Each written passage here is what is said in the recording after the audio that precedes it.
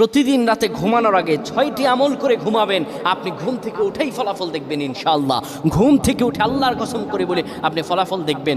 ঘুমাবেন আপনি গুনার বোঝা নিয়ে, ঘুম থেকে উঠে আপনি নিষ্পাপ হয়ে যাবেন ইনশাআল্লাহ, কোনো গুনাহ থাকবে না। যদি প্রতিদিন আপনি ঘুমানোর সময় এই 6টি আমল করে যেতে পারেন, 3বার করে করবেন।